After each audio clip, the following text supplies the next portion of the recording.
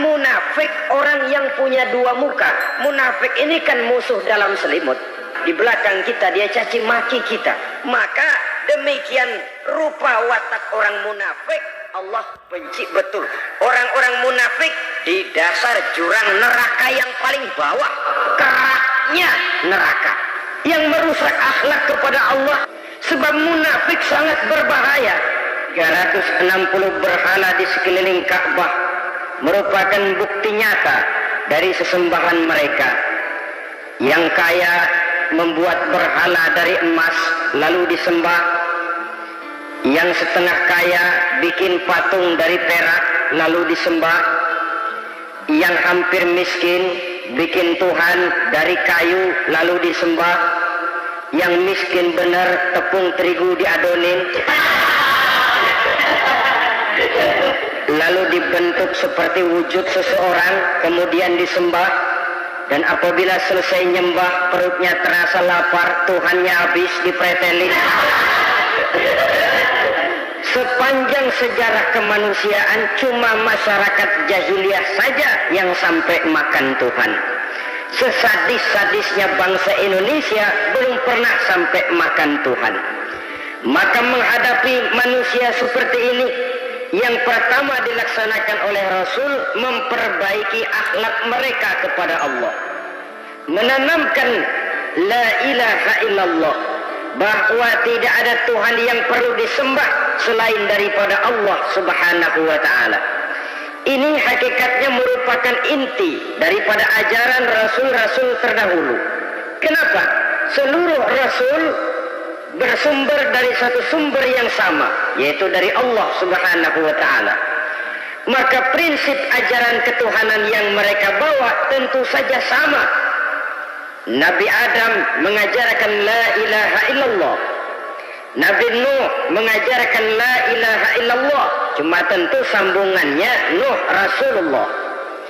Nabi Ibrahim mengajarkan la ilaha illallah, Ibrahim Rasulullah. Nabi Musa mengajarkan la ilaha illallah, Musa Rasulullah. Bahkan Nabi Isa mengajarkan la ilaha illallah, Isa Rasulullah. Dan Nabi Muhammad mengajarkan la ilaha illallah, Muhammadur Rasulullah. Akhlak manusia kepada Allah dengan menanamkan tauhid. Jadi kalau ingin berakhlak yang benar kepada Allah, jaga tauhid, pegang teguh akidah. Saudara-saudara kaum muslimin rahimakumullah, lawan daripada tauhid adalah kufur. Kufur bisa dua, bisa kufur iman, bisa kufur nikmat. Kufur itu sifatnya, kafir itu orangnya. Ada orang kufur iman, dan ini merusak akhlak kepada Allah subhanahu wa ta'ala. Kufur iman itu kadang-kadang bentuknya syirik, orangnya disebut musyrik. Kufur iman itu kadang-kadang bentuknya nifaq, orangnya disebut munafik. Kufur iman itu kadang-kadang bentuknya riddah, orangnya disebut murtad. Ini merupakan jenis daripada kufur-kufur iman dan tergelincirnya manusia daripada akhlak kepada Allah subhanahu wa ta'ala. Benar, di zaman sekarang kita tidak menyembah berhala. Memang di zaman sekarang kita tidak menyembah patung. Iya, kita tidak berkeyakinan Tuhan lebih dari satu. Tapi kadang-kadang akhlak kita kepada Allah sering lentur dan luntur, sering bergoyang dan tergoncang, sering kena erosi dan polusi. Bahwa kita tidak menyembah Latta, Uzza, Manat dan Hubal seperti masyarakat jahiliyah dahulu, memang. Tapi Latta zaman sekarang, Uzza zaman sekarang, Manat dan Hubal di zaman sekarang, berhala-berhala di abad kita sekarang ini, kadang-kadang bernama harta, kadang-kadang bernama wanita, kadang-kadang bernama tahta, mungkin juga bernama Toyota. Sesuatu yang lebih kita agungkan daripada Allah, menjelmalah dia menjadi berhala-berhala di zaman kita sekarang ini. Manakala kita di kantor sudah lebih takut kepada kepala bagian kita daripada kepada Allah, maka Tuhan kita barangkali adalah kepala bagian kita. Manakala kita sudah lebih takut kepada manusia daripada kepada Allah, bergeserlah akhlak kita kepada Allah, mengagungkan manusia dan menomorduakan Allah. Maka di zaman sekarang akhlak kita kepada Allah sering kena erosi, sering kena polusi. Mungkin karena sulitnya lapangan kerja, tingginya tensi ekonomi, persaingan hidup yang makin tajam, sulitnya mencari lapangan kerja, orang kadang-kadang nekat, sedikit pertimbangan picik, pandangan, mudah melakukan potong kompas, sehingga terjadilah perbuatan-perbuatan yang memelencengkan akhlak kita kepada Allah Subhanahu wa ta'ala. Kadang-kadang terjebak mempercayai selain daripada Allah. Kadang-kadang terjebak di dalam mengagungkan yang selain daripada Allah lebih dari yang seharusnya. Terkenalah akhlak kita kepada Allah jaringan-jaringan erosi dan polusi. Kufur sebagai lawanan daripada tauhid merupakan sifat daripada orang yang tidak berakhlak kepada Allah. Bentuknya pertama bisa syirik. Syirik itu artinya meyakini ada Tuhan lain selain daripada Allah. Itu yang namanya syirik. Jadi percaya Tuhan ada, cuman Tuhannya kelebihan. Itu yang disebut syirik, dan itu merupakan cerminan dari akhlak yang rusak kepada Allah Subhanahu wa ta'ala. Berkeyakinan Tuhan lebih dari satu, berkeyakinan bahwa Tuhan itu beranak atau diperanakkan, atau mengagungkan sesuatu sama dengan Allah, atau menjadikan yang selain Allah sebagai tujuan akhir daripada perjalanan kehidupan ini, maka itu sudah terjebak kita dalam musyrik. Dan syirik satu dosa yang tidak berampun. Bahasa kasarnya, yang namanya syirik itu jenis bapak moyangnya dosa. Saudara-saudara, sebab itu saya pesan, kalau memang terpaksa, biasanya yang tinggal di kota-kota besar itu kalau tidak kepengen dosa kan susah. Kalau terpaksa harus bikin dosa, cari yang kecil-kecil saja, yang kira-kira taubatnya gampang. Umpamanya pulang sholat Jumat nukar sendal, umpama, yaitu jelas dosa. Tapi dosa yang taubatnya agak mudah. Jangan sampai terjebak ke dalam syirik, menyekutukan Allah. Kalau sudah menyekutukan Allah, Allah dimadu, murka benar Allah kepada kita. Innallaha la yaghfiru ayyushraka bih wa yaghfiru ma duna dzalika liman yasha. Allah tidak akan memberi ampun kepada orang yang menyekutukannya dengan sesuatu, tapi Allah mau mengampunkan dosa yang selain itu bagi orang yang dikehendakinya.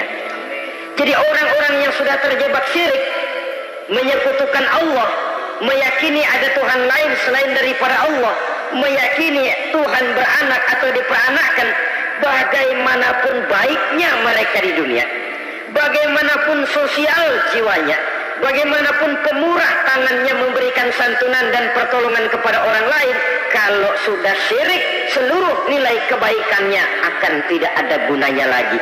Karena tidak ada tempat nilai kebaikan itu bergantung. Sedangkan kita berbuat baik agar diterima oleh Allah. Kalau Allahnya marah kepada kita, siapa yang akan menerima nilai kebaikan itu sendiri? Ini bentuk yang pertama. Yang nyata-nyata menyembah berhala, syirik. Yang nyata-nyata beriktikad Tuhan lebih dari satu, syirik. Atau yang tersamar.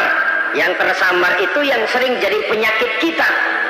Saya sejak ada perkutut ini di rumah, perkutut. Saudara-saudara, yang merusak akhlak kepada Allah, yang merusak tauhid setelah syirik, bisa juga berbentuk nifak. Nifak itu sifatnya, orang yang punya sifat nifak disebut munafik. Asal katanya dari nafakun. Nafakun itu satu lubang yang punya dua muka, seperti goa, ada tempat masuk, ada tempat keluar. Maka munafik orang yang punya dua muka. Kalau bahasa kita, pandai bermain minyak di atas air. Manis jika berhadapan, balik belakang lain bicara. Sehingga apa yang dinamakan nifak, kata Imam Ali Al-Jurjani dalam kitab ta'rifatnya, izharul imanu bil lisan wa kitmanul kufri bil qalbi. Menyatakan, menampakkan iman dengan lidahnya, tapi menyembunyikan kekafiran dalam hatinya. Dengan kata lain, lidahnya mah iman, hatinya mah kafir. Padahal hati itu yang dilihat, padahal hati itu yang dinilai. Kenapa lidahnya mengaku iman? Ya mungkin karena kepepet, mungkin karena kepentingan, mungkin karena ingin mencari kelemahan orang, lalu dia pura-pura beriman. Tapi sesungguhnya hatinya kufur. Ini merupakan penyakit munafik. Dan terus terang, menghadapi orang munafik jauh lebih berat daripada menghadapi orang kafir. Kenapa? Munafik ini kan musuh dalam selimut. Mau dibilang musuh nyata-nyata, apalagi di zaman Rasul ya, ketika periode Madinah, berat sekali menghadapi orang munafik. Mau dibilang kafir, kalau ketemu assalamualaikumnya merdok juga. Mau dibilang mukmin, di belakang ngegerundel, nyari-nyari penyakit, nyari-nyari lantaran, mencari-cari gara-gara. Kalau kafir jelas kafirnya, kalau musyrik jelas musyriknya. Tapi munafik, di depan kita dia mengaku beriman, di belakang kita dia caci maki kita. Maka demikian rupa watak orang munafik Allah benci betul. Sampai dalam Quran orang munafik itu divonis innal munafiqin fid darkil asfal minan nar. Orang-orang munafik di dasar jurang neraka yang paling bawah, keraknya neraka. Saudara-saudara kaum muslimin rahimakumullah. Sebab munafik sangat berbahaya. Membahayakan umat, membahayakan agama. Di depan kita mereka ngaku pura-pura beriman. Kalau pidato luar biasa, memuji agama setinggi langit, menampakkan seolah-olah dia orang yang dekat dengan agama. Saudara-saudara, agama penting, agama mutlak. Tapi yang ngomong begitu agamanya apa? Remeng-remeng. Cuma sekedar lipstick, cuma sekedar dekorasi, cuma sekedar kamuflase buat ngibuli orang lain. Dia mengaku beragama, mengatakan agama mutlak, menganggap agama penting, seolah-olah memperhatikan benar tentang tatanan kehidupan beragama, tapi sebenarnya di hatinya tidak lebih berkecamuk penyakit-penyakit kufur. Maka sifat munafik ini termasuk menodai tauhid, artinya merusak akhlak kita kepada Allah Subhanahu wa ta'ala. Sifat yang ketiga yang juga merusak akhlak kita kepada Allah dinamakan riddah. Riddah itu sifatnya, orang yang punya sifat riddah disebut murtad. Murtad keluar dari Islam. Keluar dari Islam tentu tadinya di dalam Islam. Oleh satu perbuatan dia bisa menjadi murtad. Misalnya tadinya dia iman benar kepada Allah, tapi melarat. Kadang-kadang sehari masak, 3 hari libur. Akhirnya oleh kesulitan ekonomi dia tidak kuat. Ada yang menawarkan kebaikan, dibawain supermi, dibawain obat-obatan, diberikan beras. Goyah imannya. Keluar dia dari Islam, ikut agama orang yang memberikan pertolongan kepadanya, memilih kesenangan sebentar dengan mengorbankan kebahagiaan yang kekal. Maka orang semacam itu riddah sifatnya, murtad orangnya, keluar dari Islam. Dan yang menyebabkan kita murtad bukan cuma orang nyata-nyata memproklamirkan diri keluar dari Islam lalu mengikuti agama orang lain, bukan cuma itu. Mengakui ada Rasul lagi sesudah Nabi Muhammad bisa menyebabkan kita murtad. Mengingkari nikmat Allah bisa menyebabkan kita murtad. Meyakini semua agama benar bisa menyebabkan orang menjadi murtad. Meragukan kesempurnaan dan kelengkapan Al-Quran bisa menyebabkan orang jadi murtad. Mengingkari sunnah bisa menyebabkan orang menjadi murtad. Banyak hal-hal yang bisa mendatangkan penyakit riddah dan membuat pelakunya menjadi murtad. Dan ini menodai akhlak kita kepada Allah Subhanahu wa ta'ala. Itu tadi kufur iman, saudara-saudara. Nyata-nyata mengingkari Allah, baik dalam bentuk syirik, nifak ataupun riddah. Kufur yang kedua dinamakan kufur nikmat. Apa itu kufur nikmat? Sitru nikmatil mun'im aw ya'malu fi mukhalafatil mun'im. Menutup-nutup nikmat Allah atau melakukan perbuatan yang menentang, bertentangan dengan kehendak yang memberikan nikmat. Jadi kufur nikmat pertama, nutup-nutupin Tuhan. Tuhan jalingin. Duit lu banyak amat, dari mana gua kerja? Lalu kerjanya nomor satu. Orang yang berakhlak kepada Allah, dia akan menjawab, kamu uangnya kok banyak, dari mana? Rizki dari Allah. Caranya saya kerja. Kerja itu cara, rizki itu dari Allah datangnya. Bukankah di zaman sekarang kita sering terpeleset? Ini merupakan cerminan dari rapuhnya akhlak kita kepada Allah Subhanahu wa ta'ala. Karena usaha saya memang, karena saya peras keringat banting tulang, tentu. Tapi sadarkah kita bahwa sepanjang yang bisa kita lakukan cuma berusaha, peras keringat banting tulang?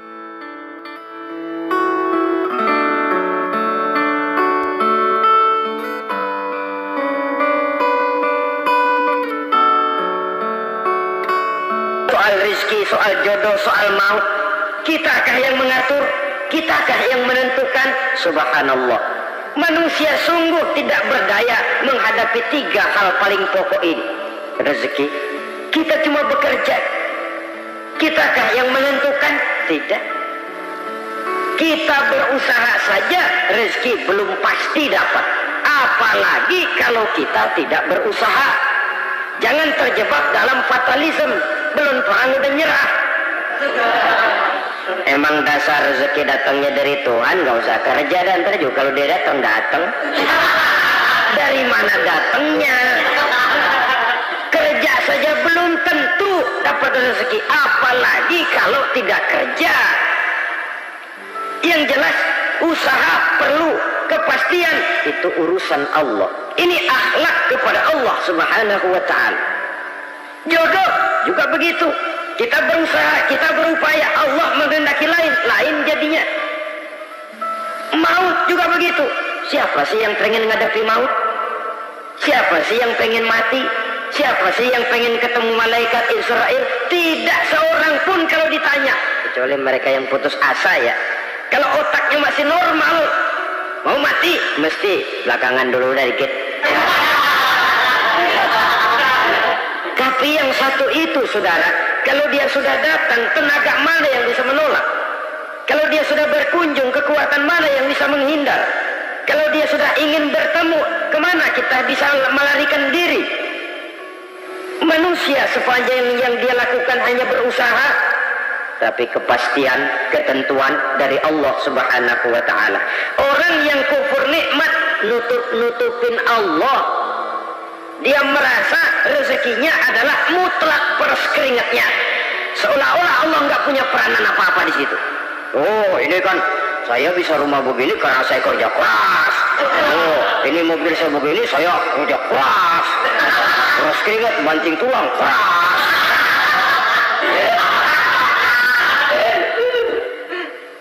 Saudara-saudara kaum muslimin rahimakumullah. Jadi menutup-nutupi Allah. Akibatnya nanti kalau dia Allah ketutupan. Kalau dia gagal, orang lain dicaci maki, dicari kambing hitam.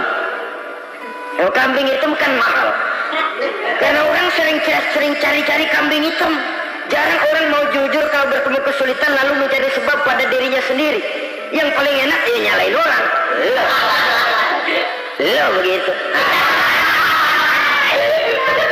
Orang lain yang paling enak kita salahin.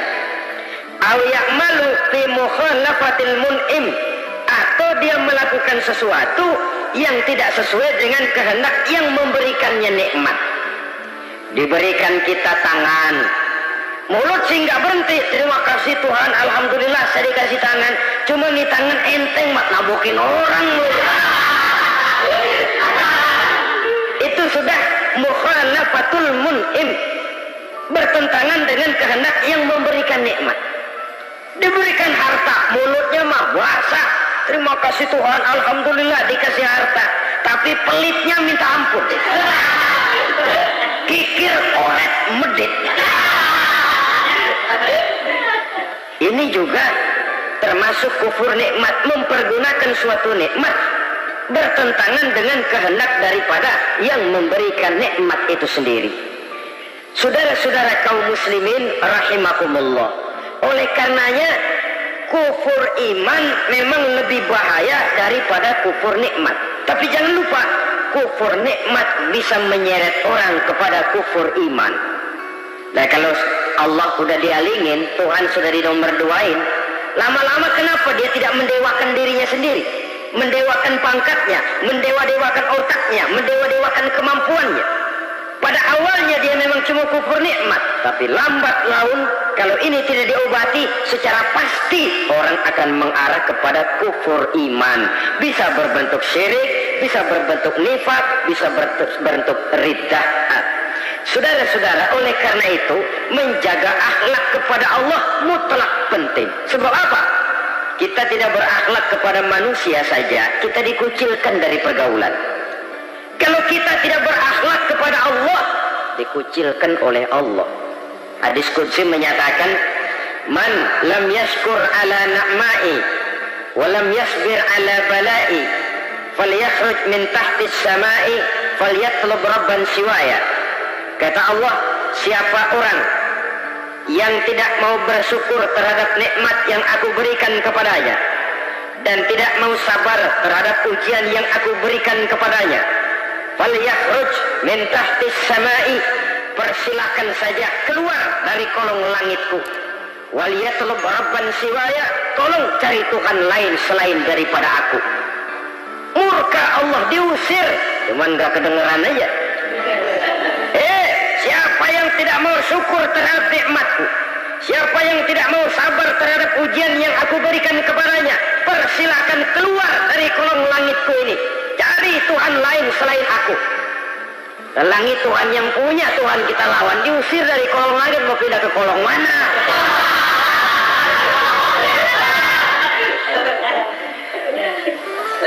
Jadi jangan merasa kufur nikmat kan enteng. Iya, kelihatannya begitu, tidak sebahaya kufur iman. Tapi kufur nikmat ini merupakan anak tangga yang kalau kita sudah mulai naik, kita akan naik terus sampai kepada tingkat di mana kita mengalami kufur iman. Kalau sudah ke sana, maka akhlak kita kepada Allah terkenalah erosi, terkena polusi, hancur akhlak kepada Allah, dan itulah sumber kesengsaraan abadi. Kalau cuma kita tidak berakhlak kepada manusia, barangkali resikonya cuma kehidupan di dunia ini. Mungkin juga ada kehidupan akhirat. Tapi kalau sudah tidak berakhlak kepada Allah, dunia akhirat kita rugi dan celaka. Maka pada kesempatan ini saya mengajak, marilah jaga baik-baik akhlak kita kepada Allah. Satu kali kita bertauhid, sampai mati kita bertauhid. Satu kali la ilaha illallah, jangan tergelincir lagi kita keluar daripada kalimat itu. Satu kali kita bertuhankan Allah, jangan bertuhan yang lain selain daripada Allah. Jangan sekutukan Allah, jangan samakan Allah dengan sesuatu, jangan mengangkat yang lain sama agungnya dengan Allah. Sebab dengan demikian kita seolah-olah sudah mengotori akhlak kita kepada Allah Subhanahu wa ta'ala. Saudara hadirin yang saya hormati, jadi oleh karenanya akhlak kita kepada Allah merupakan basis daripada kehidupan beragama. Kalau itu sudah mulai rapuh, mulai terkena erosi dan polusi, mulai rusak, dikhawatirkan nanti nilai ibadah kita kepada Allah juga akan turut ambruk karenanya. Saudara-saudara kaum muslimin rahimakumullah, tugas yang kedua memperbaiki akhlak manusia kepada sesama manusia. Kita tahu Islam sesuai dengan namanya adalah agama damai. Maka akhlak manusia kepada sesama manusia menempati porsi yang penting dalam kehidupan beragama. Bagaimana seorang muslim bergaul, bertata krama terhadap sesama manusia. Mari kita lihat lebih jauh persoalannya. Untuk memudahkan pembicaraan dari kacamata agama, kita kelompokkan saja manusia itu dalam dua. Pertama yang seiman dan yang kedua yang tidak seiman. Yang tidak seiman itu kita sebut saja kufur atau kafir. Nah, kepada yang kafir pun kita diajarkan untuk berakhlak, apalagi kepada yang memang nyata-nyata seiman, sekeyakinan, seakidah. Kemanapun Islam datang, ke negara manapun ia masuk, ia tidak menaburkan kerusakan. Jadi tidak benar kalau orang pernah itu menggambarkan, saking sentimennya seorang orientalis pernah menggambarkan Nabi Muhammad di tangan kirinya Quran, di tangan kanannya pedang, menggambarkan seolah-olah Islam dikembangkan dengan kekerasan. Sebenarnya tidak sama sekali. Kalaupun dalam sejarah perkembangan Islam pernah terjadi perang, maka perang dalam Islam sesungguhnya apabila kita amati sejarahnya bukan untuk memaksakan agama, karena memang agama tidak bisa dipaksakan, tetapi justru untuk mempertahankan agama dari segala macam hambatan, rintangan, hinaan dan fitnahan. Tapi kemanapun yang jelas Islam masuk, dia tidak pernah membuat kekacauan, kerusuhan ataupun penghancuran. Candi Prambanan bahkan dipugar, gereja-gereja tidak ada yang dihancurkan oleh umat Islam. Kenapa? Islam agama damai. Soal agama, soal lakum dinukum waliyadin, la ikraha fid din, qad tabayyana ar-rusydu minal ghayy. Tidak ada paksaan dalam beragama, sebab nyata yang benar dengan yang tidak benar. Belum pernah ada orang kafir masuk ke perkampungan orang Islam lalu dikejar-kejar, diteriakin kafir, kafir, sunatin.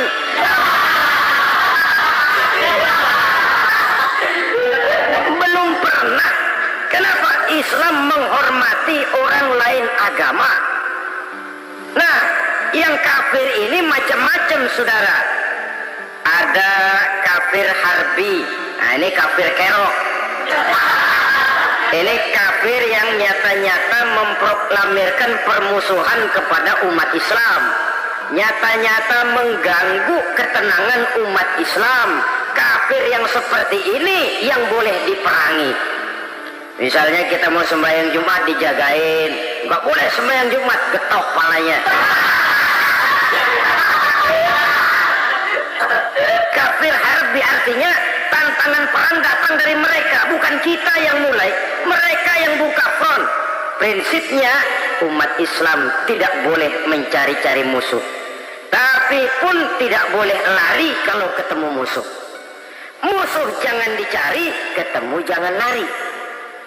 Karena itu kesan seolah-olah umat Islam ini teroris, umat Islam ini destroyer, umat Islam ini sering menimbulkan keonaran, kerusakan. Sungguh satu fitnahan yang sangat keji. Umat Islam adalah umat yang cinta damai. Islam di masa perkembangannya masuki Eropa melalui Selat Gibraltar, Jabal Tariq, memasuki Spanyol. Islam tidak pernah meruntuhkan gereja, Islam tidak pernah membunuh orang-orang Nasrani. Bahkan Islam mewariskan peradaban dan kebudayaan yang begitu tinggi nilainya di bidang ilmu pengetahuan. Sampai ketika itu Barat banyak mengkaji ilmu pengetahuan dari dunia Islam. Buku-buku berbahasa Arab diterjemahkan ke bahasa Yunani, dipelajari oleh para cendekiawan di negeri Barat sana. Mereka mengambil manfaat yang banyak dari masuknya Islam ke Eropa. Sementara gereja tetap berdiri dengan megahnya. Kuil-kuil tempat peribadatan tidak satupun yang diusik-usik. Kenapa? Islam agama yang cinta damai. Asal dia tidak diganggu, asal kehormatannya tidak dihinakan. Jadi kafir harbi, kafir yang nyata-nyata nantang perang, ajak berkelahi, itu kafir yang nyari penyakit. Kafir harbi ini boleh diperangi dengan catatan mereka yang memang mulai. Yang kedua, kafir zimmi. Kafir zimmi, kafir yang hidup di tengah mayoritas muslim, tapi mereka mau hidup dengan aman, damai, tenang. Mereka wajib dilindungi. Bahkan Nabi pernah memberikan satu jaminan, man azza zimmiyan faqad azani. Siapa yang mengganggu orang kafir zimmi sama saja dengan mengganggu saya. Kehormatannya dijaga, harta bendanya dilindungi, anak istrinya pun dilindungi. Dan ini jadi kenyataan. Saudara bisa lihat di negara-negara yang mayoritas penduduknya beragama Islam, orang-orang kafir di luar Islam hidup dengan tenang, aman, damai. Di Saudi Arabia, di luar tanah haram, di luar Mekah dan Madinah, banyak orang-orang kafir mencari nafkah. Mereka tenang, aman, dilindungi undang-undang. Begitu di Mesir, begitu di negara Indonesia yang berdasarkan Pancasila ini. Kehidupan beragama menimbulkan gairah, rukun, tenang, aman, damai, sepanjang tidak saling ganggu, tidak saling usik, menghargai orang yang sudah beragama, tidak menjadikan penganut suatu agama sebagai sasaran dari dakwah agama lainnya. Saudara-saudara kaum muslimin rahimakumullah. Jadi memang oleh Al-Quran kita dianjurkan asidda 'alal kuffar ruhama bainahum. Tegas kepada orang kafir, kasih sayang kepada sesama muslim. Tapi tegas bukanlah berarti marah-marahan, bukan berarti musuh-musuhan, bukan ngajaki perang. Tegas dalam arti punya garis tentang kehidupan beragama, lakum dinukum waliyadin. Soal kehidupan sosial, mari kerjasama. Bangun jalan, ayo rame-rame. Siskamling, mari bebarengan. Bikin puskesmas, mari sama-sama. Tapi kalau sudah soal agama, itu tidak perlu ada toleransi agama. Yang perlu toleransi antar umat beragama. Kalau umatnya mau kerjasama, silakan. Tapi tidak menyangkut soal ibadah. Jangan kerjasama di bidang ibadah. Itu kerjasama yang salah pasang, saudara-saudara. Sehingga dengan demikian toleransi adalah menyangkut kehidupan antar umat beragama. Sedangkan agama sendiri punya kapling yang nyata. Sehingga dengan demikian tegas kepada orang kafir dalam arti kita punya satu kepribadian. Tidak ngambang. Enggak, lalu kalau ditanya orang, sebenarnya agama lo apa sih? Agama gimana musimnya aja. Agama pakai musim kayak rambutan. Akhirnya ya begitu musim-musiman. Ke masjid kelihatan, ke gereja ayo, ke candi nongol, ke apa? Bingung malaikat bagaimana nyatet ini bocah ini. Di mana aja ada. Kita punya satu kepribadian. Saya muslim dan garis saya ini lakum dinukum waliyadin. Bagi Tuhan persilakan agama Tuhan, bagi kami agama kami. Kami hormati Tuhan, Tuhan hormat kepada kami. Tapi soal agama, kaplingnya jelas. Kerjasama, mari urusan muamalah, bidang sosial. Yuk kita siskamling sama-sama dengan orang lain agama. Mari jaga kerukunan, kesatuan, persatuan, kekompakan. Perbaiki jalan yang rusak, mari sama-sama. Mendandani jembatan yang runtuh, mari sama-sama. Tapi sembahyang, kaplingnya lain-lain. Sebab Nabi juga dulu pernah ditawarkan begitu loh sama kafir jahiliyah dulu, Quraisy itu. Sudah Muhammad, sekarang begini saja, kita join aja daripada marah-marahan. Hari ini saya oke menyembah Tuhanmu Allah. Besok gantian kamu menyembah Tuhan kita, Latta, Uzza, Manat dan Hubal. Turun, qul ya ayyuhal kafirun la a'budu ma ta'budun. Soal ibadah kaplingnya jelas, tidak boleh dicampur adukkan. Sebab kalau tidak, kita akan mulai kehilangan identitas diri. Dan disitulah krisis kehidupan keyakinan beragama dimulai, dari krisis identitas. Hujan gede kan mulainya gerimis dulu. Di mana-mana ya gerimis dulu. Gerimis makin lama makin gede. Kita akan mulai dengan kehilangan identitas diri. Dari sana nanti kita malu mengakui keislaman kita. Kalau orang Islam malu mengakui keislamannya, ini kan ironi, menyedihkan. Mengakui Islamnya saja malu, menonjolkan keislamannya malu. Tidak ada rasa bangga beragama. Padahal ini modal dasar. Hanyalah dengan rasa bangga beragama kita lalu konsekuen. Bangga yang tidak konsekuen, wah pokoknya kan gua kan Islam, agama yang paling benar. Tapi hidupnya sendiri jauh dari tuntunan Islam. Itu bangga yang tidak beralasan, bangga yang tidak perlu dibanggakan sebenarnya. Kebanggaan yang membuat kita konsekuen dan dekat dengan kehidupan beragama. Jadi dengan demikian saudara-saudara, kepada non-muslim kita juga harus berakhlak. Bukankah ini sudah dicontohkan oleh Rasul? Bagaimana beliau disambiti orang di Taif, yang menyambiti malah didoakan. Bagaimana Suraqah mau membunuh beliau, malah Suraqah didoakan. Bagaimana Abu Jahal dan Abu Lahab saking mangkalnya. Ini Abu Jahal pernah gali lubang di kamarnya sendiri, di depan tempat tidurnya. Setelah dia gali lubang, ditutupin pakai keras korma. Lalu dia tarik selimut, belagak meriang. Dia pesan pesuruhnya, bilangin Muhammad encangnya meriang. Pamannya sakit, minta ditengokin. Nabi dengan segala husnuzonnya berangkat nengokin. Abu Jahal dari balik selimut ngintip. Nah, itu dia Muhammad, itu dia tuh. Dia tuh, masuk Dani, masuk. Mulai di jalan, senang Abu Jahal. Nah, terus. Begitu ke pelosok, masuk ke lubang, gue pendam terus. Memang niatnya mau mencelakakan Nabi. Sudah tinggal beberapa langkah lagi Nabi akan berjalan ke arah lubang itu. Malaikat Jibril ngasih tahu, Muhammad, Abu Jahal pamanmu cuma pura-pura sakit. Di depan tempat tidur itu ada lubang sudah dia gali untuk menjerumuskan kamu. Sudah balik pulang. Balik badan Nabi. Sudah hampir mau melangkah, kakinya malah muter pulang. Abu Jahal yang lihat Nabi sudah hampir jatuh, nggak jadi, balik pulang. Lupa kalau lagi sakit. Udah Muhammad buruan, sini. Ke pintu, dia kejar. Dia lupa sama lubang yang dia gali. Begitu dia kejar, dia yang ke pelosok masuk ke dalamnya. Sejak saat itu ada pepatah, man hafara hufratan waqa'a fiha. Siapa yang suka menggali lubang, dia sendiri bakal terpelosok ke dalamnya. Jatuh dia ke lubang yang dia gali. Padahal ya paling banter 2 atau 3 meter paling dalam. Dari dalam lubang itu dia teriak-teriak, Muhammad, tolongin, pamanmu kecebur. Kasih tahu Muhammad, kasih tahu, datang lagi lah pesuruhnya. Muhammad, pamanmu Abu Jahal kecebur, minta tolong diangkatin. Sudah diulur tambang, habis sambung lagi, nggak bisa sampai. Masa iya cuma kamu yang bisa nolong? Apa yang dilakukan Nabi? Balik mau nolongin. Akhlak. Kita kalau ada orang gali lubang buat nyeburin kita, dia sendiri yang kecebur. Gorok gua kagak alemin loh.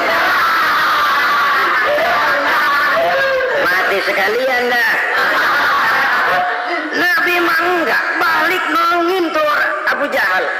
Kenapa paman kecebur? Ya Muhammad, tolong, tambang udah diulur-ulur, sambung-sambung gak sampai. Aduh kasihan paman nih, pegang tangan saya. Nabi cuma ulurin tangan, nyampe dipegang oleh Abu Jahal. Diangkat ke atas, nyampe atas, apa kata Abu Jahal? Tambang bergulung-gulung gak nyampe, kamu cuma pakai tangan doang kok bisa. Muhammad, hebat banget sihirmu. Mukjizat, dia bilang sihir. Udah ditulungin, nyala lagi kan, yang enak kita injak palanya. Orang dulu bilang wah katanya nolongin anjing kejepit. Udah selesai ditulungin malah yang nolong digigit. Saudara hadirin yang saya hormati, kepada orang-orang kafir kita harus berakhlak, menghormati mereka. tidak memaksakan satu keyakinan dalam batas-batas yang ditolerir oleh agama, yaitu pada masalah-masalah sosial dan muamalah. Itu kepada non-muslim, apalagi kepada sesama muslim. Baik akhlak kepada orang tua, akhlak kepada guru, akhlak kepada jiran atau tetangga, itu semua termasuk dalam akhlak kepada sesama manusia. Akhlak kita kepada orang tua, kadang-kadang kita orang timur ini ketularan orang barat. Engkongnya dianggap CS, salaman men kedet aja halokong, engkongnya bahalo di bengong.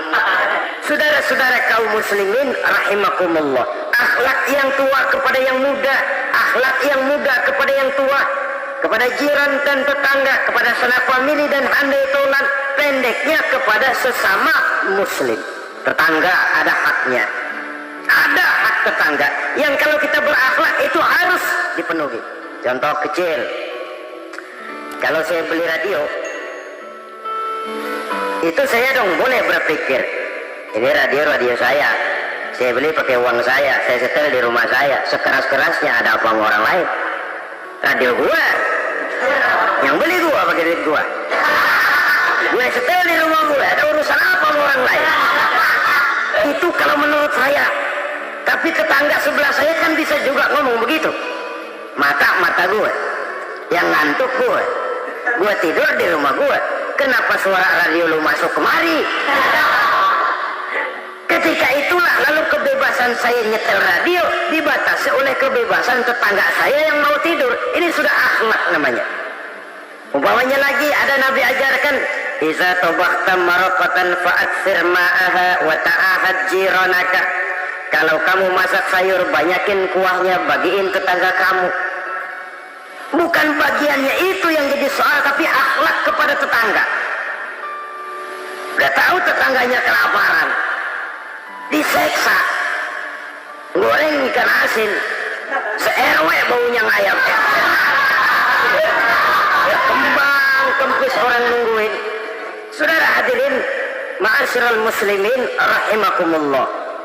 Jadi dengan demikian, kalau sudah kembali kepada orang-orang yang nilai imannya sama dengan kita, apapun organisasinya, apapun baju yang mereka pakai, kaos yang mereka pakai, jaket yang mereka pakai, kalau sudah seakidah, seiman, jaga akhlak kita. Pendapat boleh berbeda, kaos boleh tidak sama, jaket boleh beraneka warna, bendera boleh beragam-ragam, tapi ukhuwah Islamiyah ini utamakan. Adalah lebih baik mencari persamaan dalam kehidupan dan bukan memperbesar perbedaan. Hanyalah dengan mengembangkan nilai-nilai akhlak semacam ini, toleransi tidak hanya diperlukan kepada yang non-muslim, kepada sesama muslim pun toleransi. Artinya apa? Jangan memponis amalan orang lain. Yang usolli, yang tidak usolli, berjalanlah menurut keyakinannya masing-masing. Jangan lalu memponis, itu namanya nggak toleransi. Kamu nggak pakai usolli ya? Enggak. Brengsek. Kamu pakai usolli ya? Iya. Bid'ah. Lah dua-duanya kagak yang benar. Kalau yang sembahyang kagak benar, bagaimana yang kagak sembahyang? Apa itu yang benar? Toleransi, setuju dengan perbedaan pendapat, jangan memponis amalan orang lain. Karena kita hanya beramal, hak menerima adalah Allah Subhanahu wa ta'ala. Jangan sebentar-bentar mencap, bid'ah, dolalah, finnar, neraka. Kayaknya neraka kapling orang tuanya kali. Gampang benar masukin orang ke neraka. Kita kadang-kadang bisa toleransi dengan orang luar, tapi kepada sesama muslim toleransi tidak sanggup kita adakan. Mengklaim merasa kita yang benar, orang lain salah semua, itu tidak toleransi namanya.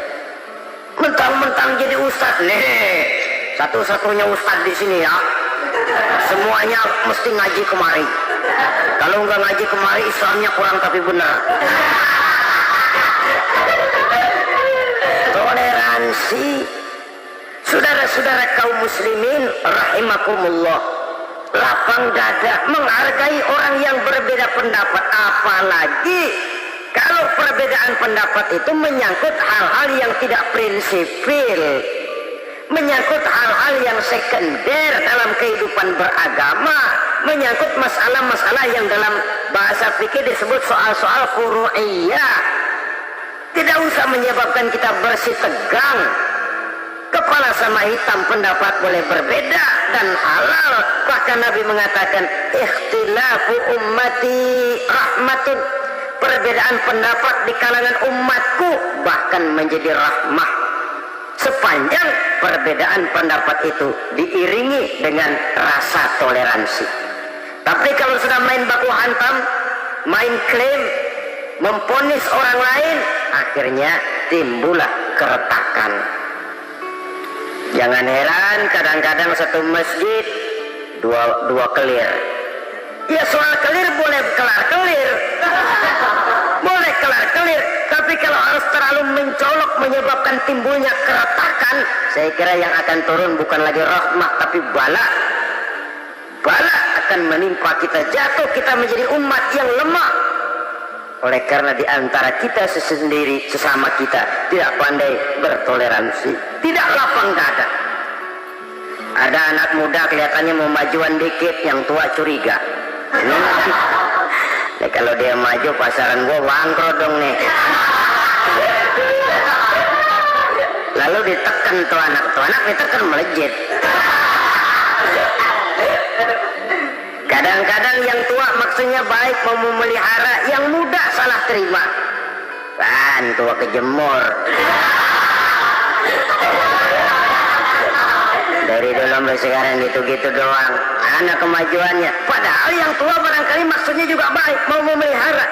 Sebenarnya kalau kita bisa mencoba mencari titik temu dengan alur komunikasi, tidak merasa diri yang paling benar, tapi toleransi, banyak menerima pendapat orang lain, setidaknya mau mendengar omongan orang. Yang susah kalau udah kena penyakit nggak mau ngerti omongan orang, nggak mau nerima pendapat orang. Kodok di kolong tempayan, cukeng kayu asem, asal hijau udah hijau aja hijau dah. Nggak ngerti omongan orang, yang kayak begini yang orang jadi kesandung. Oleh karena itu saudara-saudara, alangkah nikmatnya kehidupan ini apabila kita menyadari kita ini ummatan wahidah, satu umat yang satu, yang diikat dengan akidah. Kalau kepada yang non muslim saja kita diajarkan untuk berakhlak, apatah lagi kepada yang seiman, seakidah, sekeyakinan. Wajarkah perbedaan pendapat yang kecil-kecil lalu menyebabkan kita bertolak belakang, cerai-berai, centang perenang? Bila bertemu di jalan yang satu menyisir ke kiri, yang lain menyingkir ke kanan. Kalaupun juga bercampur di tengah kumpulan orang banyak, persis air dengan minyak. Nyatu melengos, nyatu madep mojok. Orang lain senyum, dia mau pada manyun.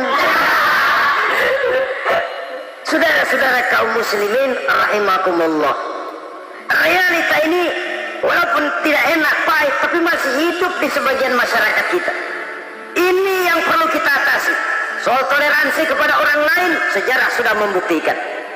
Mari kita jangan cuma bisa mengajak orang lain, umat lain untuk bertoleransi dengan kita, tapi kepada sesama kita. Toleransi ini perlu kita tegakkan, perlu kita bina, terutama di dalam kita menuju bentuk ideal daripada konsep ukhuwah Islamiyah ini, yang memang selalu kita akan cari bentuk-bentuk idealnya sejalan dengan perkembangan situasi dan kondisi yang dihadapi oleh umat. Perbedaan organisasi, perbedaan kepentingan organisasi tidak seharusnya menyebabkan kita merasa meremehkan orang lain dan mengangkat diri, mengklaim diri sebagai yang ter. Jadi dengan demikian, apabila yang pertama tadi akhlak kepada Allah dinamakan hablum minallah, maka yang kedua ini merupakan hablum minan nas. Jikalau baik akhlak kita kepada Allah, baik akhlak kita kepada manusia, nikmat rasanya menjalani kehidupan. Kadang-kadang orang akhlaknya kepada manusia baik, tapi kepada Allah tidak baik.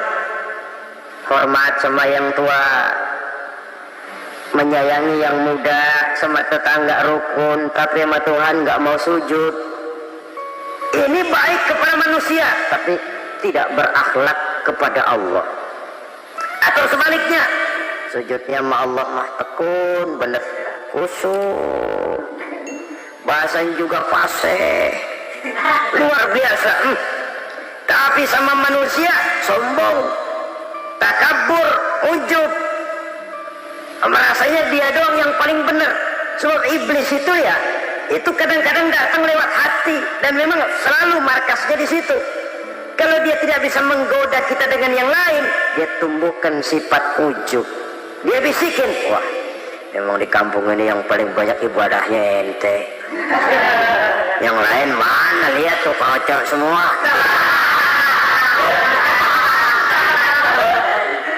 Lalu di hati orang itu tertanam sifat iya ya. Nah, tatkala iya ya, dia sudah terkena serangan iblis. Akhirnya apa? Orang lain diremehin. Asal yang gak mau sembahyang ya diajak salaman dan najis aja deh. Ketemu juga mukanya ditekuk 4.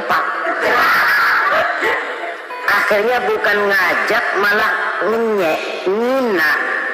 Lah orang dihina makin jauh, makin tidak tersentuh. Bukan cara itu yang diajarkan oleh Rasul. Bahwa orang tidak mau sholat, tugas kita mengajak. Soal dia tidak sholat, itu dosa dia kepada Allah. Saudara-saudara kaum muslimin, ujub disuntikkan oleh iblis ke dalam hati kita. Sujudnya kepada Allah benar, tapi akhlaknya kepada sesama manusia. Merasa paling benar sendirian, merasa orang lain salah semua. Pokoknya kalau di luar lingkungannya udah kagak benar aja udah bahaya. Saudara-saudara, ini juga penyakit yang disuntikkan oleh iblis. Sebab iblis itu tipu dayanya luar biasa, strateginya lihai. Makin tinggi kualitas iman, ya makin berat upaya iblis untuk menjerumuskan kita. Karenanya saya mengajak, marilah kita bertoleransi, baik kepada non-muslim, lebih-lebih lagi kepada sesama muslim yang kebetulan berbeda baju, berbeda kaos, berbeda organisasi, lain bendera yang dibawanya. Tapi toleransi mari kita canangkan. Kita terikat oleh ukhuwah Islamiyah. 2. Yang ketiga, akhlak manusia kepada makhluk Allah lainnya di luar manusia. Islam adalah rahmatan lil alamin. Kalau kita tidak berakhlak, contoh saja ya, kita ini diberikan satu negara yang subur, makmur, untayan Jamrud Katulistiwa, demikian suburnya Gemah Ripanov, Jenawi, Toto Tentrem, Kertora Harjo.